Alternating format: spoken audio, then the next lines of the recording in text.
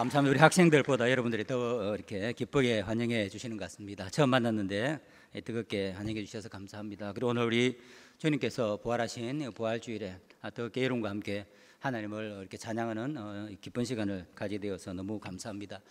오늘 우리 옆에 있는 분들한테 우리 서로 인사를 한번 할까요? 우리가 마치 예수님께서 부활하신 그 빈 무덤을 보고 부활하신 예수님을 본 그 첫 여인들과 또 부활하신 예수님을 본 제자들이 다른 사람에게 이야기하는 것처럼 바로 옆에 있는 분들에게 서로 한번 이야기해 보겠습니다. 예수님이 부활하셨습니다. 근데 진짜 본 것처럼 이야기 안 하고 그냥 들은 것처럼 이야기하는데 진짜 본 것처럼 정말 기쁘게 한번 다시 옆에 있는 분들한테 한번 이야기해 봅시다. 예수님이 부활하셨습니다. 우리도 부활할 것입니다. 이것이 복음입니다.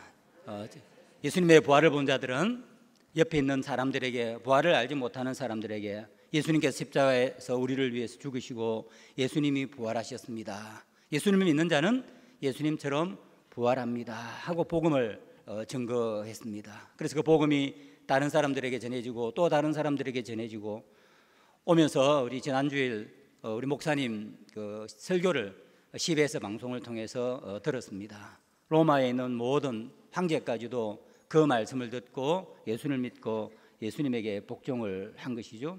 오늘 우리도 마찬가지입니다. 우리도 여기서 멈추지 말고 그 복음이 예수님께서 부활하셨습니다.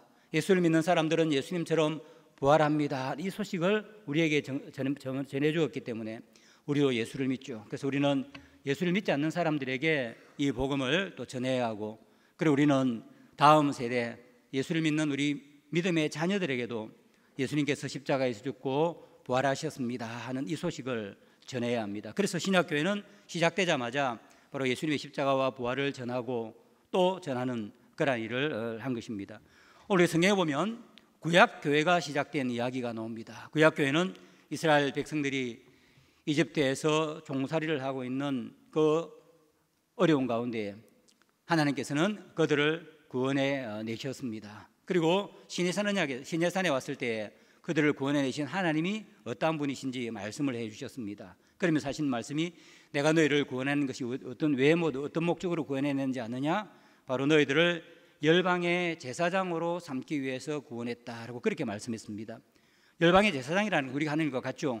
바로 하나님의 위대하심과 하나님의 탁월하심과 앞으로 장차 하나님이 보내어 주실 그 그리스도를 온 땅에 전파하여서 그들이 하나님의 영광을 보고 하나님 앞에 오게 하는 것, 이게 바로 제사장의 역할입니다. 하나님께서 이스라엘 백성들을 구원해 내신 이유는 바로 열방에 하나님을 전해서 하나님의 영광을 보고 하나님 앞에 나아오던 제사장의 역할을 하도록 불러내신 것입니다. 그런데 이제 한 세대가 다 사막에서 지나갔습니다. 하나님께 범죄하였기 때문에 하나님은 첫 번째 세대 홍해가 갈라지는 것을 보고 이스라엘에서 탈출했던 해방되었던 그 세대는 하나님께 다 돌아갔습니다. 그리고 이제 새로운 세대가 태어났습니다. 물론 새로운 세대들도 광야에서 하나님의 영광을 보았죠. 하나님께서 만나를 내려주시고 메추라기를 내려주시고 그 덥고 추운 사막에서 하나님께서 구름 기둥과 불 기둥으로 지켜주시는 것을 다 목격한 그러한 세대들입니다. 이제 이 세대, 이 구약교회가 이제 새로운 하나님께서 해주신 약속의 땅에 들어가기 직전입니다. 그때 하나님께서 새롭게 말씀을 주셨기 때문에 우리가 신명기 새로운 명령이다라고 그렇게 말씀을 하죠. 이제 남은 사람은 모세와 요수아와 갈렙밖에 없습니다. 이제 하나님께서 약속하신 가나안 땅, 새로운 땅에 들어가면 하나님의 제사장의 나라로서 그 사명을 감당하려고 하면 반드시 알아야 되는 것이 있는데, 그것은 뭐냐면 바로 하나님이 어떠한 일을 하셨는가. 하나님이 우리를 애굽에서 구원해 내셨고 우리를 그 권능의 발로 지금까지 인도해 오셨다. 다른 신들은 다 가짜고 하나님만 유일하신 하나님이시다 하는 그 사실을, 그 신앙을 전파해 주어야 했습니다. 그래서 하나님께서는 모세를 통하여서 이제 새로운 땅에 들어간 그 사람들에게 명령을 하셨죠. 그 명령은 오늘 우리가 신명기 6장 1절에서 나오는 말씀입니다. 곧 너희 하나님 여호와께서 너희에게 가르치라고 명령을 하셨죠. 바로 새로운 땅에 들어가면 해야 되는 것이죠. 명령과 규례와 법도라라고, 이것이 바로 너희가 건너가서 차지할 땅에서 행할 것이다. 너희들이 가나안 땅에 들어가면 이것은 반드시 해야 된다라고 그렇게 말씀을 하셨습니다. 크게 세 가지입니다. 이것은 너무나 중요했기 때문에 하나님을 배워 하나님을 알고 그 하나님을 전하는 열방의 제사장으로 살아가기 위해서는 너무나 중요했기 때문에 하나님은 크게 세 가지를 주셨습니다. 첫째는 하나님의 말씀을 가르치라고 하는 명령이었습니다. 우리 오늘 신명기 6장 4절부터는 이렇죠. 이스라엘아 들으라. 우리 하나님 여호와는 오직 유일한 여호와시니 너는 마음을 다하고 뜻을 다하고 힘을 다하여 내 여호와를 사랑하라.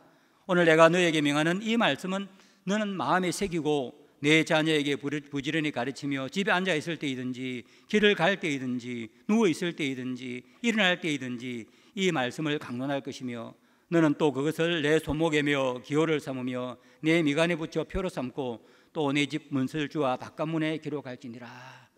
엄청난 말씀이죠. 바로 이 하나님 말씀을 너의 마음에 새길 뿐만 아니라 이마에도 붙이고 문설주에도 붙이고 들어오든지 나오든지 그것을 약속의 땅에 들어가면 바로 너희 자녀들에게 하나님의 계명, 이 하나님의 말씀을 가르쳐라라고 그렇게 명령을 하셨습니다. 그뿐만 아닙니다. 우리가 읽진 않았지만 우리 20절 보면 또 그렇게 말씀하죠. 너희에게 규례와 법도를 주셨다라고 그렇게 말씀을 하고 있습니다. 이 규례라는 것이 뭐냐 하면 바로 하나님께서 가르쳐 주신 제사와 그리고 절기들이죠. 구약에 보면 유월절과 그리고 칠절절과 장막절이라고 불리우는 중요한 절기들이 있었습니다. 20절부터 보면 하나님께서는 그 절기를 지키라고 말씀하시면서 이렇게 말씀하셨습니다. 9일에 내 아들이 내게 묻기를, 바로 약속의 땅에 들어가서 아이들이 묻겠죠. 우리 하나님 여호와께서 명령하신 정구와 규례와 법도가 무슨 뜻이냐 하거든. 하나님, 우리가 왜 집을 놔두고 얼기설기 나무로 지은 집에서 일주일을 지냅니까?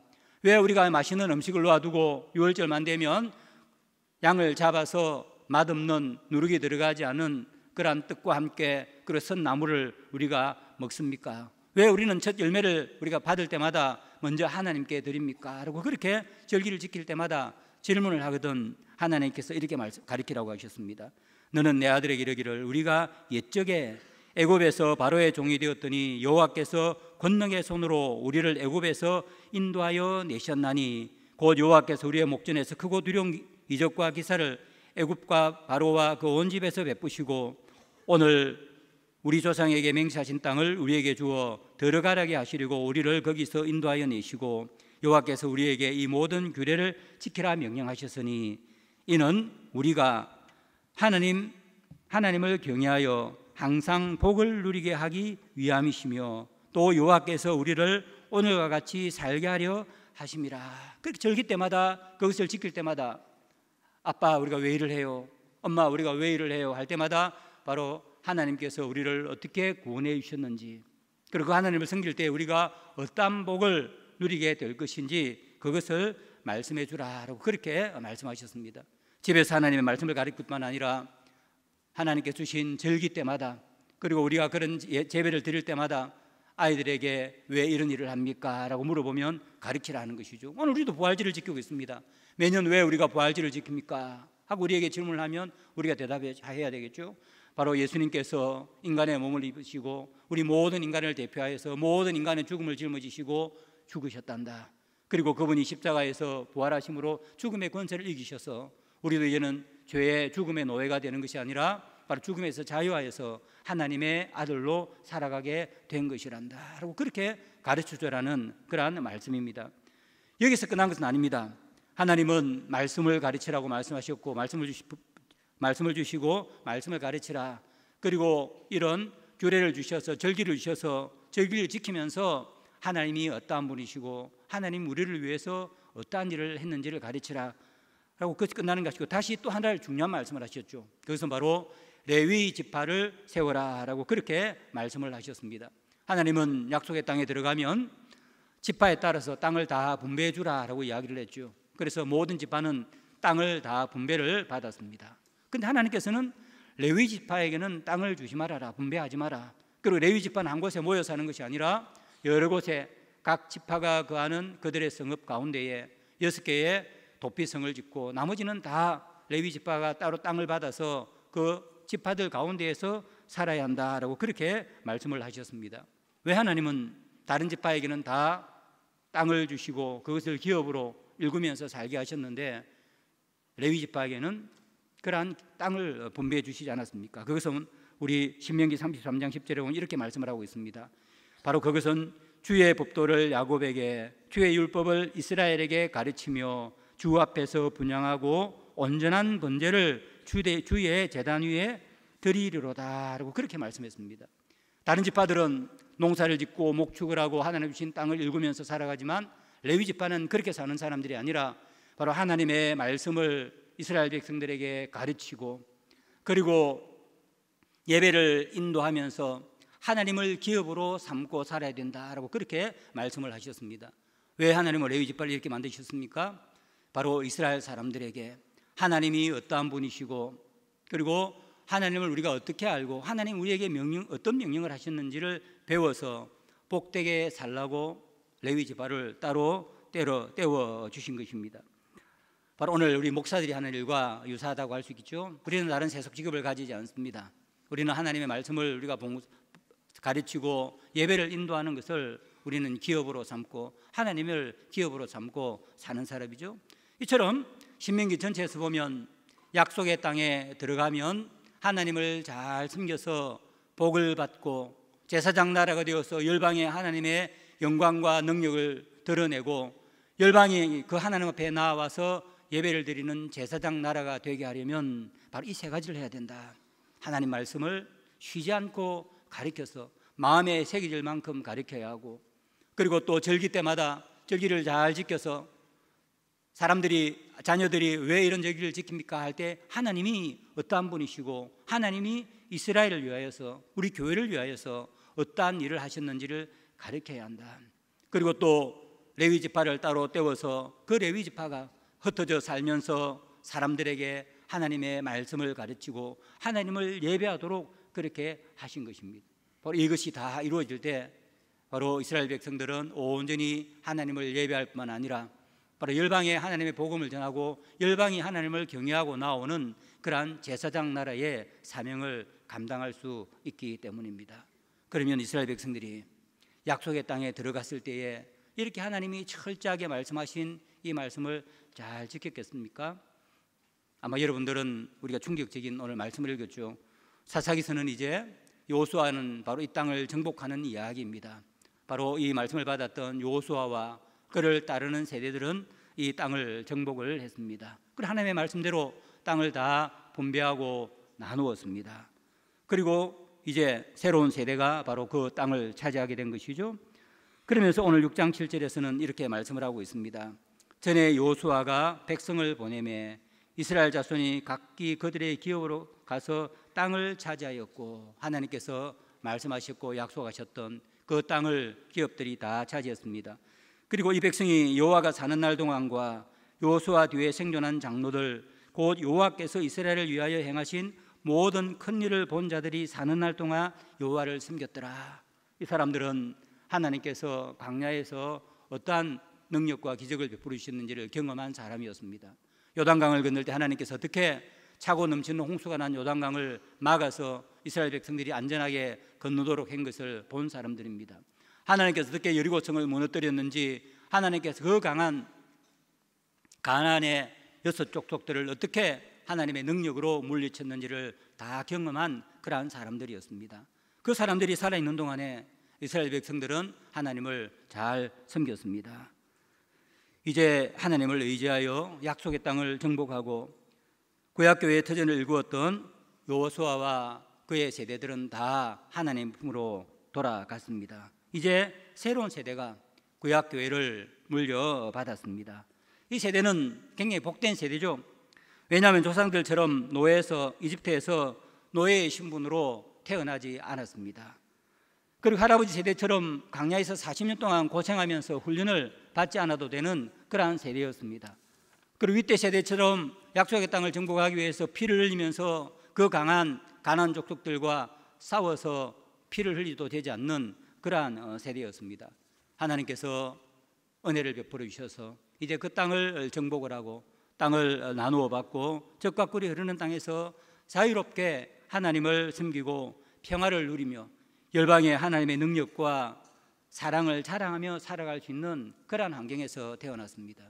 우리 세계교회도 옛날을 기억하는 분들이 있을 것입니다. 세계교회가 어느 날 갑자기 좋은 환경을 가지고 하나님께서 주신 것은 아닙니다. 여러분들의 신앙의 선배들은 작은 교회에서 눈물을 흘리면서 전도했고 일구어갔고, 그래서 오늘 여러분들이 마음껏 예배를 드릴 수 있는 이 좋은 환경을 여러분들은 물려받은 것입니다. 제가 한 30분 전에 와서 교회를 한 바퀴 빙 둘러보았습니다. 마을도 돌아보았습니다.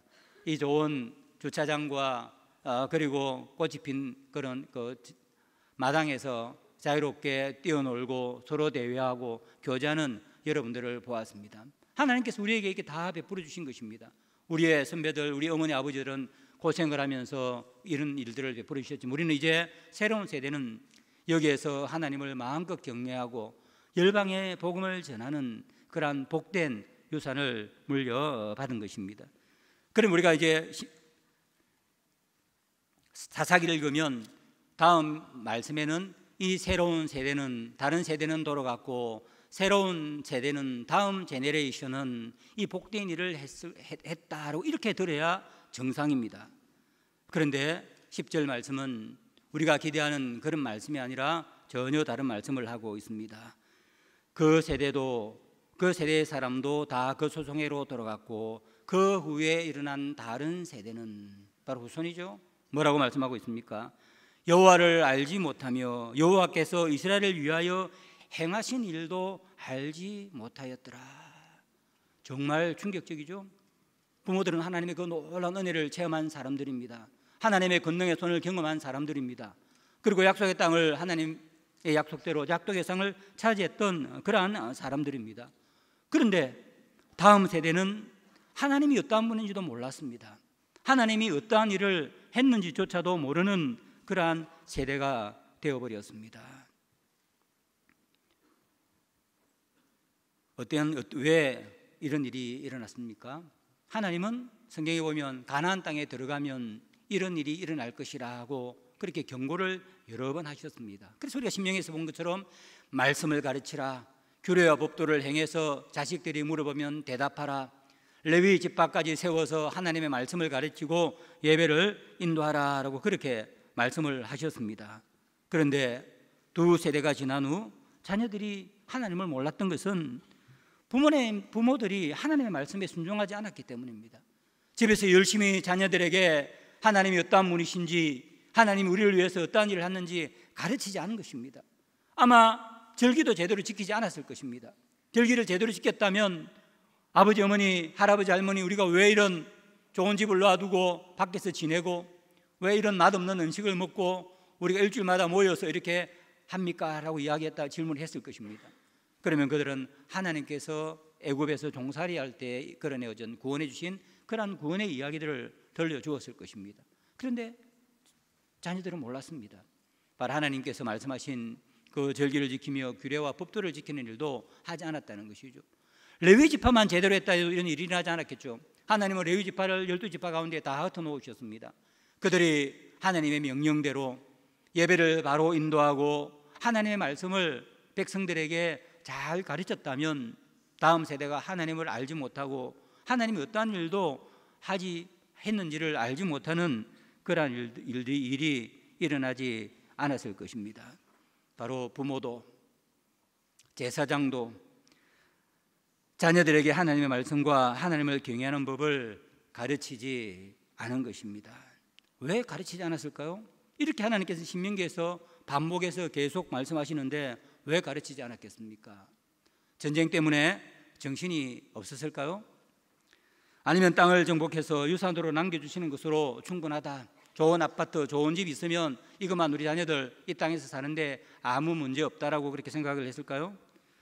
우리는 이유는 잘 알 수는 없습니다. 성경이 분명하게 말씀해 주지 않기 때문입니다.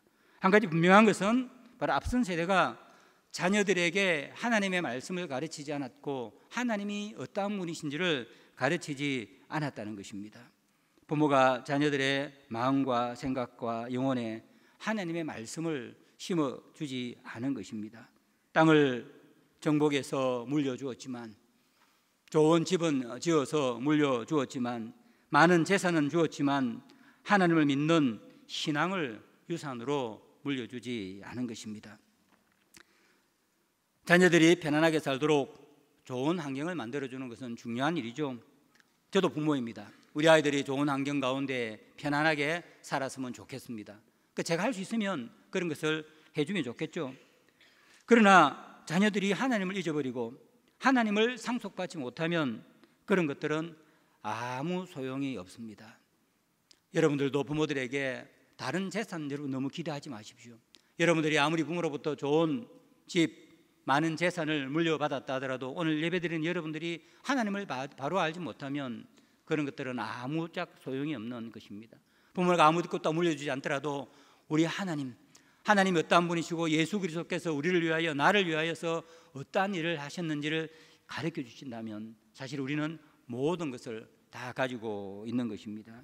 그러면 하나님을 알지 못하는 세대가 행복했겠습니까? 하나님을 알지 못하는 세대가 젖과 꿀이 흐르는 그 땅에서 행복하게 잘 살았을까요? 11절에서 12절은 그 결과를 다음과 같이 말씀하고 있습니다.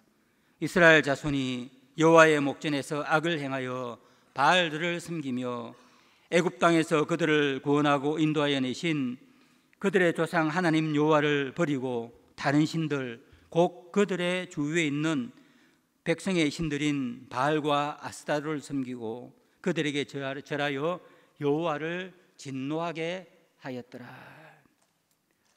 새로운 세대는 노예였던 자신들을 해방하여 젖과 꿀이 흐르는 가나안 땅으로 인도하여 그 땅을 주신 하나님을 등졌습니다. 그리고 자신들이 정복했던 그 땅에 아무것도 아닌 우상에 불과한 바알과 아스타롯을 섬겼습니다. 바알과 아스타롯은 실제로 없는 것이죠. 사람이 이것이 신이라고 해서 기둥을 만들어 놓고 신전을 세워놓고 했던 그러한 우상에 불과합니다. 이 우상을 또 섬기는 자들은 항상 우상 숭배자들은 도덕적 타락을 함께 합니다. 뭐냐면 세상의 모든 신들, 하나님 외에는 윤리를 요구하는 신은 없습니다. 모든 신들은 제사를 지내라, 피해 굶주린 신이죠. 여러분 그리스 로마 신화의 젊은 사람들 잘 알죠. 제우스나 아폴론이나 포세이돈이나 그 어떤 신들이 바로 살아라 하고 이야기하는 거 들어본 적이 있습니까? 그들은 제사만 안 드리면 화를 내어서 사람들을 벌하지만 바로 살아라고 이야기하는 그러한 우상은 없습니다. 그리고 또 사람들도 관심도 없었습니다. 신은 피해 굶주려 있기 때문에 재물만 잘 드리면 우리가 도덕적으로 어떻게 살든지 상관없이 우리를 잘 되게 해줄 것이다. 그게 그리스 로마 신화에 나오는 다른 우상 종교에 나오는 그러한 이야기입니다. 특별히 바알과 아스타롯은 굉장히 타락한 종교였죠. 온갖 성적인 범죄를 일삼던 제사의 이름으로 삽니다. 심지어는 신을 만족하게 하기 위해서 자신들이 신으로부터 뭔가를 얻기 위해서 자기 아이들까지 산 제물로 바치던 그 아주 악한 그러한 사람들이었습니다. 그런데 하나님의 백성이 거룩하고 전능하신 하나님을 등지고 이런 우상에 빠져서 악한 일을 하고 하나님으로부터 그런 끔찍한 벌을 받게 된 것입니다. 어떻게 해서 이런 일이 났습니까? 바로 자녀들이 주위 이방 사람들을 보고 배운 것입니다. 옆마을에 있는 친구들, 앞마을에 있는 친구들, 그런 사람들을 보고 그들이 우상 숭배를 하는 것을 보고 배운 것이죠. 부모와 제사장이 하나님의 말씀과 규례와 예배를 가르치지 않자 주위에 있는 신전에서 행하는 종교 행위가 이방인이 말하는 종교를 보고 그것을 듣고 배운 것입니다. 아, 신은 저렇게 섬기는구나, 저렇게 하면 우리도 행복해질 수 있구나 하면서 하나님이 아니라 이방신을 섬기게 된 것입니다. 바로 우상숭배의 그 악한 것들이 자녀들의 눈과 귀를 통해서 생각과 마음에 들어와 그들을 지배하기 시작한 것입니다. 사랑하는 성도 여러분, 그리고 오늘 같은 젊은 여러분들, 사람이 하나님을 알지 못하면 그냥 무신론자더라도 신은 없다라고 그렇게 살아가는 것이 아닙니다. 인간의 영혼은 절대로 진공 상태로 남아있지 않습니다. 왜냐하면 하나님이 인간을 하나님과 교제하며 하나님을 섬기며 살아가는 그러한 영적인 존재로 만드셨기 때문입니다. 그래서 하나님을 알지 못하면 그의 영혼에 하나님이 결핍되면 하나님 대신 섬길 존재를 찾아서 계속해서 두리번거립니다. 그러다가 사람들로부터 이것이 신이다 하고 이야기하면 그것을 우상으로, 자신의 신으로 믿고 섬기는 것입니다. 그러면 우상을 닮아서 하나님을 대항하고 죄의 종이 됩니다. 바로 이스라엘의 새 세대가 바로 하나님을 알지 못하자 이러한 비참한 상황에 빠지게 된 것입니다. 하나님을 알지 못하는 그러한 새로운 세대가 그들이 구약의 교회의 일원이라 하더라도 존엄한 삶을 살 수가 있겠습니까? 제사장으로서 모든 사람들이 하나님의 영광을 드러내는 그러한 빛나는 삶을 살 수가 있을까요? 아니죠. 오히려 이스라엘 백성들은 하나님을 잊어버리고 우상을 섬기던 이스라엘 백성들은 그 공공을 당했습니다. 바로 그 결과를 14절에서 15절에서 이렇게 말씀을 하고 있습니다. 여호와께서 이스라엘에게 진노하사 노력하는 자의 손에 넘겨주사 그들이 노력을 당하게 하시며 그들을 대적의 손에 팔아넘기심에 다시는 대적을 당하지 못하였으며 그들이 어디로 가든지 여호와의 손이 그들에게 재앙을 내리시나니 곧 여호와께서 말씀하신 것과 같고 그들에게 맹신하신 것과 같아서 그들의 괴로움이 심하였더라. 하나님을 잊어버리고 하나님을 버리고 무능하고 저급한 우상의 종이 된 세대가 얻은 것은 행복이 아니죠. 바로 재앙과 괴로움이었습니다. 하나님은 우상 숭배하는 그들을 그대로 내버려 두셨습니다. 구약교회의 새로운 세대는 안식과 행복을 누려야 할 그 좋은 땅에서, 젖과 꿀이 흐르는 땅에서 우상을 섬기고 이방 사람들에게 압제를 당하고 하나님이 내리시는 재앙 가운데에서 신음을 하게 된 것입니다. 바로 사사기는 그 이후에 하나님을 잃어버린 이스라엘 백성들이 300년 동안 고생한 이야기가 바로 사사기의 바로 이야기입니다. 하나님의 영광을 드러내고 하나님의 복을 받고 복되게 살아야 할 구약의 교회가 우상과 죄의 종이 되어 세상의 압제와 고통 가운데에 신음을 하게 된 것입니다. 이 구약의 이야기가 구약의 이야기로 끝이 난 걸까요? 구약교회에서 일어난 일이 우리와 무관한 이야기겠습니까? 만약 그렇다면 하나님께서 이 말씀 우리에게 주실 필요가 없었죠. 오늘 우리 시대에도 그러한 일들이, 이러한 징조들이 일어나고 있습니다. 우리 세계교회는 그렇지 않지만 우리 주위를 보면 이것은 마치 우리 교회의 이야기처럼 들립니다. 우리 세대의 교회도 곁길로 들어서고 있다는 조짐이 곳곳에서 나타나고 있습니다. 통계조사를 보면 MZ세대의 복음화율이 3%밖에 되지 않습니다. 우리나라 인구의 18% 정도, 복음화율이 18%입니다. 그런데 MZ세대는 3%밖에 하나님을 알지 못합니다. 그럼 믿음의 자녀들, 믿음의 가정에 태어난 MZ세대들은 다 어디로 갔나요? 우리의 자녀들이 믿음의 가정에서 태어나서 자란 자녀들이 성경도 잘 알지 못합니다. 오늘 아마 여러분들은 다 성경을 잘 알고 있겠죠. 심지어는 여호와 하나님이 어떠한 분이신지를 잘 알지도 못합니다. 현대의 우상은 종교의 모습으로 나타나지 않습니다. 사탄도 굉장히 지혜롭습니다. 그래서 지금은 사람들은 문명화된 시대이기 때문에 바알과 아스타롯처럼 상을 세워놓고 이것이 신이니까 절하자 이야기하면 그렇게 절하지 않습니다. 인신공양을 하면서 사람을 제물로 바치면 따라갈 사람들이 아무도 없죠. 현대의 우상은 훨씬 더 다른 모습으로 나타납니다. 더 교모하고 강력한 모습으로 우리 자녀들을 유혹을 합니다. 교육, 문화, 미디어 이 모든 것들을 동원해서 사탄은 이 시대의 우상을 끊임없이 주입하고 있습니다. 한번 교과서를 펼쳐보십시오. 하나님에 대한 이야기가 있나요? 제나롤에 대한 이야기입니다. 거기서 끝나지 않죠. 선생님들이 끊임없이 수업 시간에 초월적인 진리는 없다, 하나님 같은 것은 없다, 윤리도 없다고 우리에게 계속해서 자유하라고 그렇게 가르치고 있습니다. 우리가 매일 여러분들이 듣는 음악, 영화, 문학 이런 데서도 보면 다 반기독교적이고 반하나님적입니다. 이런 것을 통해서 끊임없이 사탄은 우리에게 세상의 이야기들을 들려주고 있습니다. 아마 요즘 우리 젊은이들이 잘 아는 것처럼 제일 크게 사탄이 우리에게 끊임없이 불어넣는 것은 무엇입니까? 그것은 네가 원하는 대로 살아라, 네 느낌대로 살아라 하는 그런 말입니다. 하나님은 없다. 초월적인 진리 같은 것 없다. 예수님의 부활에 대해서 부활이 있다고 이야기하지만 그런 것은 없다. 죽으면 다 끝이다. 그러니까 네 마음대로, 네 느낌대로 사는 것이 제일 좋은 방법이다.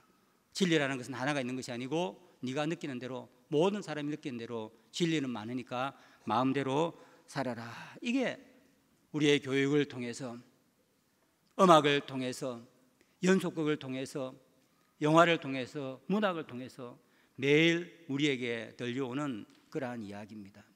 그렇지 않습니까? 여러분들이 매일 듣는 이야기가 이런 이야기가 아닌가요?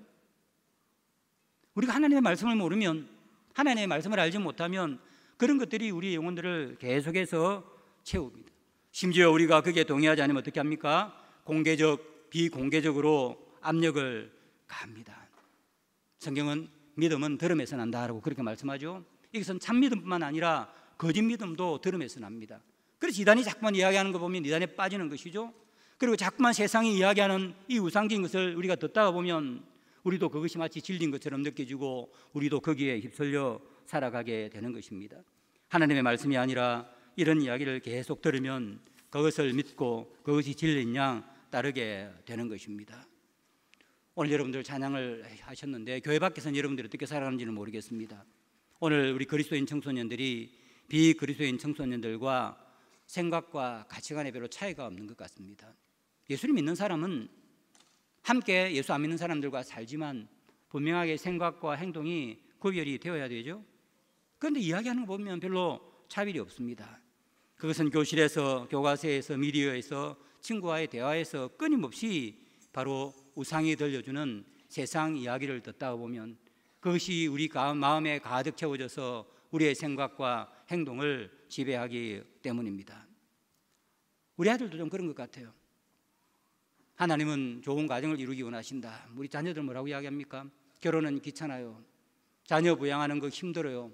나는 내 마음대로 편안하게 살고 싶어요. 그게 세상 사람들하는 이야기 아닙니까?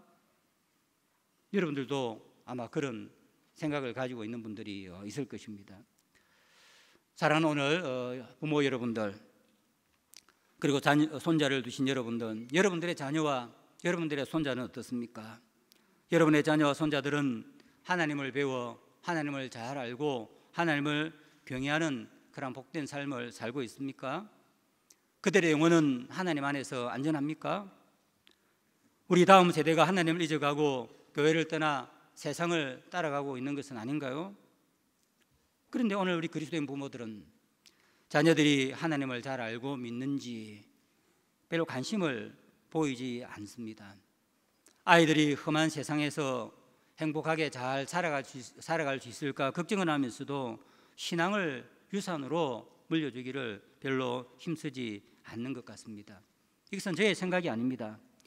얼마 전 우리 교단교회에서 출석하는 자녀를 둔 30, 40대 부부에게 질문을 했습니다. 아이들이 있으니까 집에서 자녀들에게 신앙교육을 합니까? 라고 질문을 했습니다. 대부분의 30, 40대 자녀를 둔 성도들이 아닙니다, 하지 않습니다 라고 대답을 했습니다. 그래서 질문을 했습니다. 왜 하지 않습니까? 라고 질문을 하니까 이분들이 거의 다 같이 하는 말이 부모로부터 신앙교육을 받아본 적이 없습니다. 주일학교를 가라, 성경을 가라 이런 말씀을 했지만 집에서 단 한 번도 같이 성경을 읽고 기도하면서 하나님에 대해서 우리에게 가르쳐 준 적이 없습니다. 그래서 이제 우리가 부모가 되었습니다. 우리가 교육을 받지 않았는데 우리가 자녀들에게 어떻게 우리가 하나님의 말씀을 집에서 가르칠 수 있겠습니까? 우리가 그러한 교육을 받아본 적이 없기 때문에 우리 자녀들에게도 가르치지 못하고 있습니다 하고 그렇게 대답을 했습니다. 사랑하는 성도 여러분, 그리고 또 우리 젊은 자녀 여러분들, 우리가 알아야 할 사실이 있습니다. 그것은 신앙은 저절로 유산으로 받을 수가 없다는 것입니다. 하나님을 기업으로 우리의 신앙을 유산으로 물려주려면 노력을 해야 합니다. 다른 것들은 그대로 전달되어지죠. 유전적인 것들은 그대로 전달되어집니다. 머리 똑똑한 사람의 자녀들은 대부분 다 똑똑합니다. 운동 잘하는 사람들은 똑똑합니다. 저는 달리기를 정말 못합니다. 운동회 가면 우리 아이들 항상 다 꽁집니다. 왜냐하면 저를 닮아서 그렇습니다. 제가 얼굴이 좀 까맣죠? 우리 아이들도 까맣습니다. 이것은 내가 물려주지 않아도 됩니다. 그리고 우리 아이들은 다 외국, 제가 선교사였기 때문에 외국에서 태어났는데 엄마도 아빠도 다 부산 사투리를 씁니다. 한국에 와서 이제 초등학교를 다니는데 외국에서 왔으니까 선생님들이 충청도입니다. 제가 신학교 충청도에 있으니까 여러분들 외국에서 온 우리 학생들이 외국에서 태어나서 자랐습니다 하고 이야기를 했는데 우리 아이들이 전부 다 밥 먹자 이랬습니다. 아이들이 전부 다 웃고 선생님도 너무 충격을 받았죠. 왜 너희들이 사투리를 쓰느냐? 당연하죠. 문화적인 것들도 부모하고 살다가 보면 유지적인 것, 문화적인 것 이런 것들은 우리가 노력하지 않아도 그대로 다 배워서 물려줄 수 있습니다. 재산도 마찬가지입니다.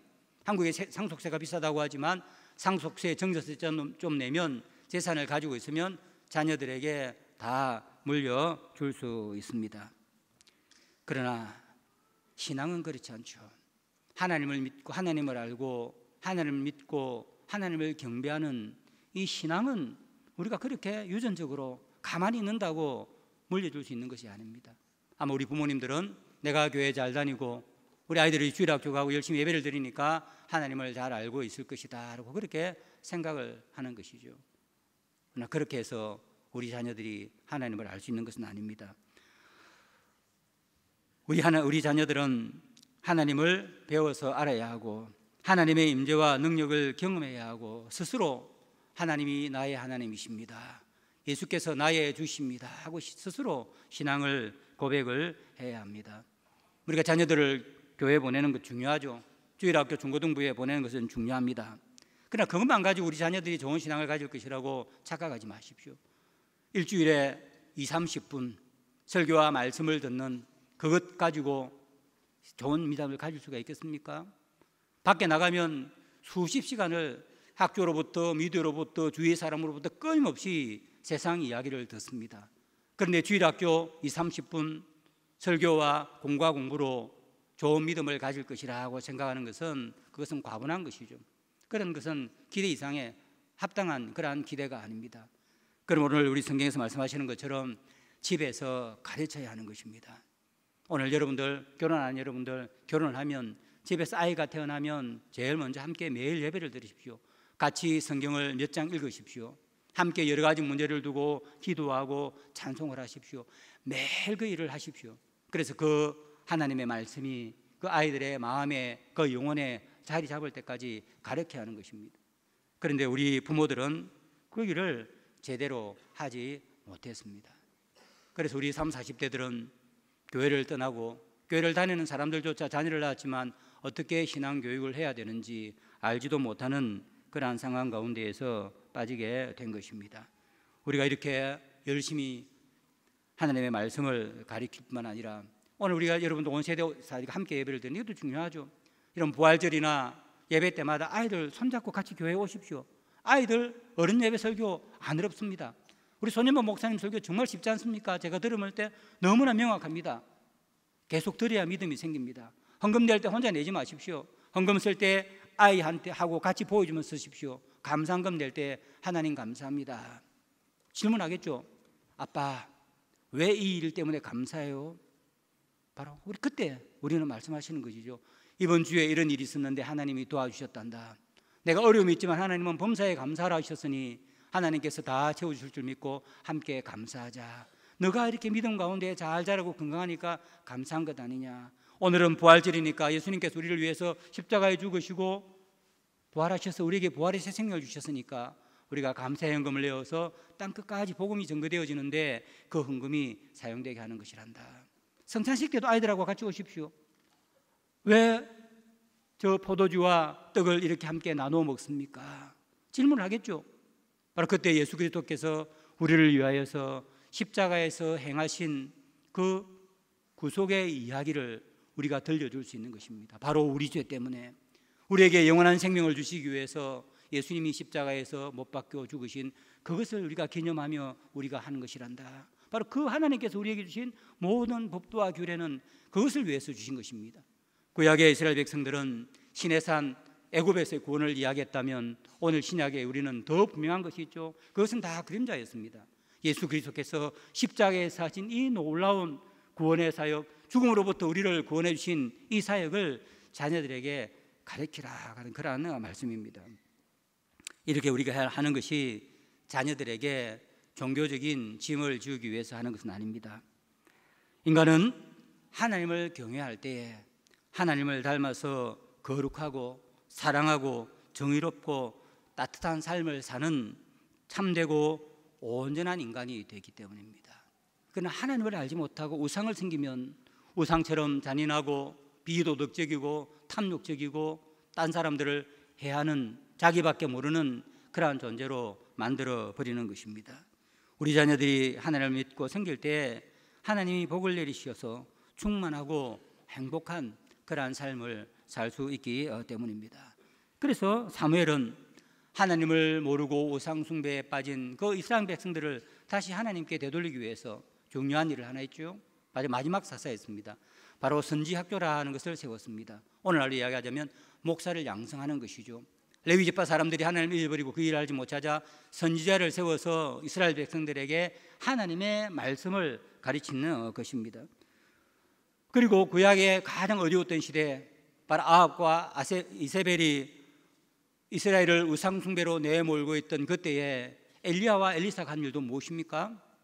바로 선지학교를 세웠습니다. 선지자들을 세워서 하나님의 말씀을 가르치고 우상 숭배에 빠진 그 이스라엘 백성들의 마음을 하나님께 돌리는 그 일을 한 것입니다. 바로 레위 지파가 하지 못하는 그 일을 통해서 이스라엘 백성들에게 하나님이 어떠한 분이신지를 가르쳐서 그들의 마음을 하나님께 돌리는 바로 그 일을 한 것이죠. 우리나라도 그랬습니다. 일제시대 때 일제가 교회를 미워했죠. 왜냐하면 우상을 숭배하지 않는다, 천황을 숭배하지 않는다는 그 이유였습니다. 그래서 신학교 문도 닫아버렸습니다. 많은 목사들이 두려워서 신사를 참배하는 그러한 배교가 일어났습니다. 옥중에 있던 우리 성도들은 하나님께 기도했습니다. 하나님, 나가서 다시 교회를 회복하기를 원합니다. 다시 신학교를 세워서 좋은 목사를 세우겠습니다. 이분들이 해방되어서 나와서 제일 먼저 한 일들이 집도 없고 직업도 없고 아무것도 없었지만 살아나온 이 우리의 신앙의 선배들이 한 일은 뭐냐면 신학교를 세운 것입니다. 바로 엘리야와 엘리사가 한 것처럼, 사무엘이 한 것처럼 말씀의 사역자를 세워서 하나님의 말씀을 전가한 것이죠. 그 덕분에 오늘 우리가 여기에 있는 것입니다. 우리 다음 세대가 하나님의 말씀을 받고, 저도 하나님의 말씀을 받고 또 목사가 되어서 여러분들에게 하나님의 말씀을 전하고 땅끝까지 복음을 전하는 그러한 놀라운 복음을 전하는 그러한 하나님이 기뻐하시는 그러한 교회가 된 것입니다. 저는 터키에서 20년 정도 선교 사역을 했습니다. 아마 터키에 다녀오신 분들도 많이 있겠죠. 갑바도키아에 가면 아주 좋은 것들이 많이 있는데 아주 인상 깊은 곳이 하나 있습니다. 그것은 데림쿠이라고 하는 곳에 가면 지하 도시가 있습니다. 한 2만 3천 명이 지하에서 살 수 있는 아주 큰 도시입니다. 저는 갈 때마다 자주 그곳에 들립니다. 그곳에 내려가면 인상 깊은 곳이 2개가 있습니다. 그래서 뭐냐면 제일 밑에 7층에 있는 큰 교회당, 그리고 2층에 보면 신학교가 그 안에 있습니다. 이 도시를 지하에 만든 이유는 바로 이방인들이, 하나님을 믿지 않는 사람들이 공격을 해오고 신앙을 위협할 때에 지하에 숨어서 모든 것을 중단하고 믿음을 지키기 위해서 지하의 도시를 만들고 그곳에서 믿음을 지켜낸 그 현장입니다. 그런데 그곳에 가면 다른 것들은 없죠. 그런데 꼭 2개는 그 안에서 예배는 꼭 드리기 위해서 교회를 만들었습니다. 넓은 교회당입니다. 우리가 아무리 지하에서 우리가 신앙을 지킨다 하더라도 매주일 하나님께 예배 드리지 못한다면, 하나님을 경배하지 못한다면 어떻게 우리 신앙이 계속해서 전달되어 줄 수 있겠습니까? 그리고 또 하나 2층에 있는 신학교입니다. 그 힘든 와중에 그 땅에 숨어 있었지만 다른 모든 생업은 중단했지만 다음 세대에 하나님의 말씀을 가르칠 바로 말씀의 사역자를 양성하는 그 일은 중단하지 않았습니다.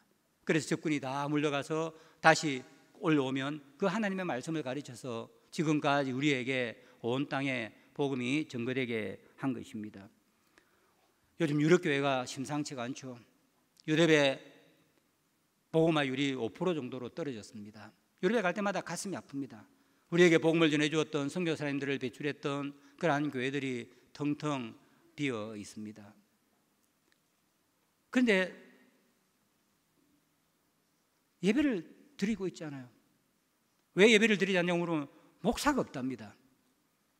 이제는 유럽 사회에 목사가 될 사람들이 별로 없습니다. 왜 목사가 안 되느냐 물어보면 힘들어서 안 된다, 뭐 여러 가지 이유를 들면서 목사를 하겠다는 사람이 점점 줄어가고 있습니다. 목사가 없으니까 어떻게 됐습니까? 하나님의 말씀을 가르치지 않습니다. 유럽 부모들도 세상에 하는 이야기를 계속해서 들어서 자녀들에게 하나님의 말씀을 가르치지는 않습니다. 이분들도 믿음이 좋은 사람입니다. 하나님의 능력을 경험했고 성령을 체험했고 하나님이 자신의 삶에 베풀어 주신 그 놀라운 것들을 많이 가지고 있는 사람입니다. 그런데 계속해서 이야기하죠. 신앙은 개인이 결정해야 된다. 부모가 자녀들에게 신앙을 이야기하는 것은 옳지 않다. 모든 사람은 자기가 자기의 삶을 결정해야 된다는 그 이야기를 계속 듣다 보니까 집에서 자녀들을 가르치지 않은 것입니다. 자녀들도 학교에 가서 그 이야기를 듣다 보니까 부모님들이 하나님에 대해서, 예수님에 대해서 이야기하려면 듣기 싫어요, 내가 알아서 결정할게요, 이렇게 하면서 신앙을 거부한 것입니다. 그 결과 어떻게 되었습니까? 유럽이 저 좋은 살기가 좋은 나라가 되었나요? 지금 한번 유럽에 가보십시오. 길모퉁이마다 마약 중독자들, 아이들이 아이를 안고 다니는 그런 것들, 유럽 사회가 엉망진창이 되어버렸습니다. 유럽 사람들은 하나님 없이 자유롭게 살면 행복할 것이라고 생각했죠. 그러나 하나님을 버리고 가면 행복해지는 것이 아니라 바로 사사기에 있는 것처럼 그런 비참한 상태에 빠지게 되는 것입니다. 오늘 우리 한국에도 이런 조짐들이 일어나고 있습니다. 잘 목사가 되지 않습니다. 우리 신학교 입학을 할 때 하다 보면 핍박을 받고 오시는 분이 많아요. 근데 부모님들이 예수를 믿습니다. 그런데 신학교 가는 것을 찬성을 하지 않고 반대를 했다고 이야기합니다. 왜 반대를 하냐 물어보면 목사가 힘이 들어서, 그리고 행복하게 살지 못하고 돈 많이 벌고 그렇게 살지 못하니까, 목사는 가난하게 살고 힘들게 사니까 목사가 되지 마라, 그렇게 계속해서 막으셨대요. 그러나 울면서 그 부모의 뜻을 다 거역하면서 신학교에 왔다, 이렇게 울면서 면접할 때 간증을 하는 그러한 분들이 있습니다. 사랑하는 성도 여러분, 옛날에는 그렇지 않았죠. 우리 부모들은 제일 똑똑한 자녀가 태어나면 먼저 기도했습니다. 하나님 목사가 되게 해주십시오. 이 생명의 말씀을 전하고 이 나라를 살리고 온 세계 복음을 전하는 그런 목사가 되게 해주십시오. 지금은 목사가 되겠다면 부모가 말리고 주위에서 말리는 그러한 끔찍한 일들이 생기게 되는 것입니다. 그러므로 사랑하는 성도 여러분, 여러분 집에서 열심히 자녀들에게 하나님의 말씀을 가르치고 교회 함께 예배를 드리면서 이게 왜 이렇게 합니까 할 때 하나님이 우리를 위해서 행하신 그 일을 가르치십시오. 그리고 여러분 가운데 좋은 목사가 많이 나왔으면 좋겠습니다. 물론 배고프고 가난합니다. 그러나 하나님 말씀을 전하고 다음 세대에 전하는 만큼 보람 있는 일도 없을 것입니다. 하나님은 이 일을 위해서 레위 지파를 따로 세우셨고 오늘도 목사를 따로 세우고 있습니다. 이제 말씀을 맺으려고 합니다. 여러분들은 자녀에게 무엇을 유산으로 남기려고 합니까? 그러면 여러분들은 부모로부터 무엇을 유산으로 받았으면 좋겠습니까? 무엇을 우리가 주고받아야 우리 다음 세대가 복되고 행복한 세대가 되겠습니까? 우리가 늘 고백하고 찬송하는 것처럼 전능하신 하나님이 만복의 근원입니다. 생명과 행복은 하나님께서 주시는 것입니다. 우리 다음 세대에 하나님을 기업으로 유산으로 물려주어야 합니다. 하나님을 믿는 신앙을 물려주면 모든 것을 주는 것입니다. 그러나 다른 것은 많이 주지만 하나님을 믿는 신앙을 주지 않으면 아무것도 아니면 못한 것을 주는 그런 것입니다. 아이들이 엄마 아빠가 경건하게 예배하는 모습을 보고 배우게 하십시오. 매일 성경을 함께 읽고 들려주십시오. 함께 기도하십시오. 하나님이 아빠 엄마를 위해 어떤 일을 하셨는지 알려주십시오. 그러면 자녀들이 하나님을 배우고 알아 나의 하나님을 믿고 경외하며 하나님이 베풀어 주시는 그런 풍성하고 복된 삶을 살게 될 것입니다. 그리고 우리 자녀들이 하나님을 경외하는 복된 삶을 살려고 하면 하나님의 말씀, 이 복음을 잘 가르쳐주는 그런 말씀의 사역자가 있어야 합니다. 목사가 없으면 교회도 없습니다. 교회의 미래도 없습니다.